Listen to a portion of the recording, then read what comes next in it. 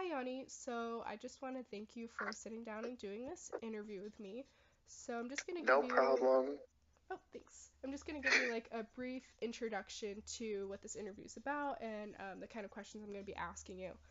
Okay. So I'm taking an introduction to entrepreneurship course, and the problem that I've been addressing throughout the semester in this course is the lack of awareness and familiarity of UF students with mental wellness and mental health services provided by the University of Florida. So I've begun to address this problem through designing an ambassador program for the Counseling and Wellness Center. And during this interview, I'll specifically be asking you questions about your interactions with ambassador programs across the University of Florida campus from your unique student perspective. And these questions will involve how you evaluate both the usefulness and effectiveness of ambassador organizations such as preview staff, campus diplomats, the Cicerones, and then more specialized programs like Innovation Academy ambassadors or like the honors ambassadors, stuff like that. So, to begin, can you please introduce yourself, including your name, major, academic program, and involvement at the University of Florida? Okay. Well, my name is Yanni. I am a second year computer science engineering degree with innovation minor through the Innovation Academy. I am involved with a couple things across campus. I just got into campus diplomats this year, so I'm a new member there. I know a lot of people with like a lot of my friends are also involved in IA ambassadors, so like I have a pretty good hold on like their program and what they do. Also, I'm involved with the National Society of Black Engineers and what they do, and also the Black Student Union, along with like some other random things here and there. Awesome. So, from a student perspective, not necessarily being involved as like an ambassador in these programs, during your freshman year, did you encounter any student ambassador programs such as preview staff, campus diplomats, or like Innovation Academy ambassadors? And can you elaborate briefly on your experiences as a student looking to these ambassadors for guidance? Well, preview everybody comes like interacts with because everybody has a preview before they even start school. Right. So preview is kind of like the I mean they're kind of like your first impression of a UF student. And I was actually talking to one of my friends about this the other day. Like everybody sees a preview person as like someone who always has everything together, someone who's like knowledgeable on everything, who knows how to like answer your questions in an instant because they just like have all this knowledge, and so they must have everything together if they're so focused on the university. And you realize like and it just kind of puts that image in your head of just like the preview staffer and then what the UF body would be. And that's kind of like your first impression of the university. So it's kind of actually pretty cool how UF kind of like cultivates what the preview staffer is, because they have to go through like a semester. They have to actually take a full course before they even are like utilized as a preview staffer. So Mm-hmm. I think that's interesting how UF kind of cultivates um, them. And as a freshman, like my first interaction was with them, just like most others. So like, of course, I get that freshman ideal, like, oh, that's a preview staffer. They're involved. They know what they're doing. I want to be like them. So like, of course, I come into UF like wanting to be preview, but I didn't really um, follow up on that so hard because I realized there's so many other things like at UF to do. Like it's not just like the main thing.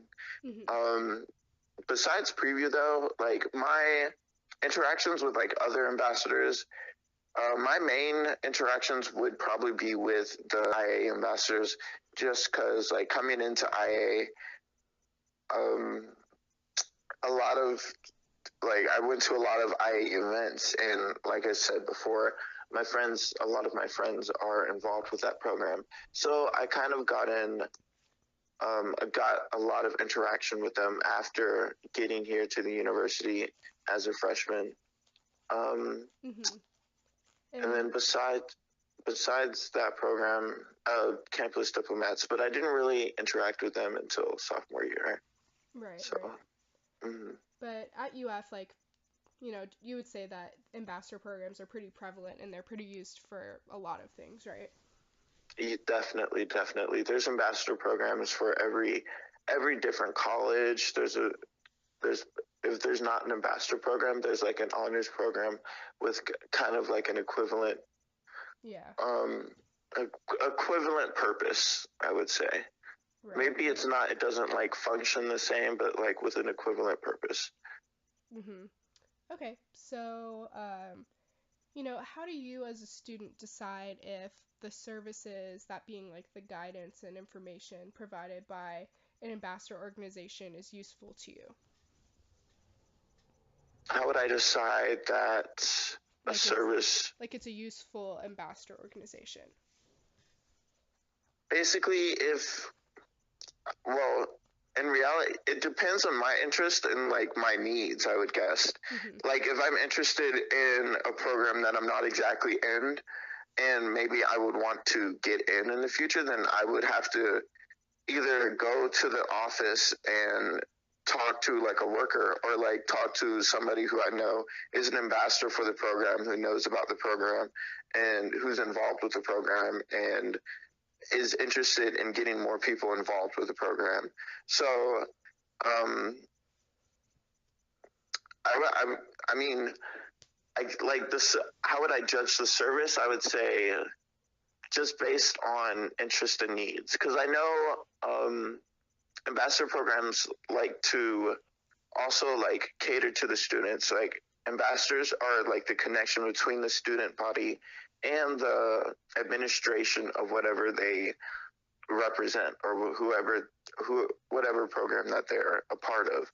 So however they like really connect the students to the administration would be like the best way that they are they do their job, like I would say. Purpose. Yeah. Okay, so one of the topics that we're asked to discuss during these specific interviews at this stage in like our developing a service or product are methods of payment for a service or product for whatever problem we're trying to solve. But student organizations, student ambassador organizations, are usually free services provided by the university to better student life and student involvement. So just to like clear that up, you've never encountered an ambassador organization for students that required like payment for their services or guidance or anything, right? No. Okay. And so overall, like what I've kind of deduced is that it seems that what's really required to access these services provided by on-campus ambassador organizations is your time. So how do you decide what ambassador organizations to spend your time with if you need guidance or something related to student life? Again, that relates back to needs and wants. If you're interested, whatever you're interested in, if you want to spend time with that organization, you would go through an ambassador, I would say. Right. In order to figure out like more information about it, what you can do to be involved, just like the successes of the program, you would go through an ambassador to find more about it and how you could become a part of it. Right. Okay. So the problem that I'm trying to address with a new product or service, as I kind of mentioned before, is the lack of awareness and familiarity of UF students with the mental wellness and mental health services that's provided for them by the University of Florida. So if an ambassador program were to be created to help alleviate this problem, like ambassadors to the Counseling and Wellness Center or ambassadors, like mental health ambassadors at the University of Florida, how would you kind of decide if it was a worthwhile program? Like what sort of services or skills would these ambassadors need to have in order for you to trust them and to recognize that it's like an effective ambassador program? What kind of services would they need? Or like skills, like what would make you trust an ambassador, want to go to an ambassador if you were dealing with something that you needed help with, like mental health or mental wellness wise? Well, I would say just the fact of being welcoming and open and just obviously being a pleasing person, because you wouldn't want to approach someone who doesn't even want to talk to you. Like, just Right. someone who's polite and nice and positive and like just like open to helping you, I would say. Right. And you said you're actually a new campus diplomat, right? Mhm. So, from that role, what do you think is important as an ambassador to make yourself um, as helpful as possible for students that you're serving?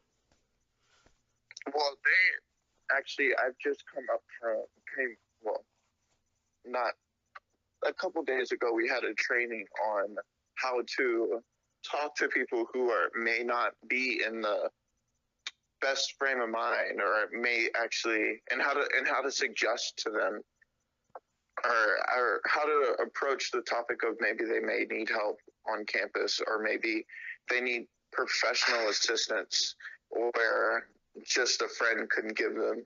And I think that's a pretty important thing that most ambassador, if not all ambassador programs, should cover when they're training their ambassadors, and uh, how to I don't address. I feel like that was a really good thing that everyone needs to do, and that makes us more effective as people. Yeah, as ambassadors for those students. Mm-hmm. Awesome. So all of your answers are really helpful. I just wanted to thank you for sitting down and doing this interview with me. And I hope you have a great day. Thank you. You too, Sarah.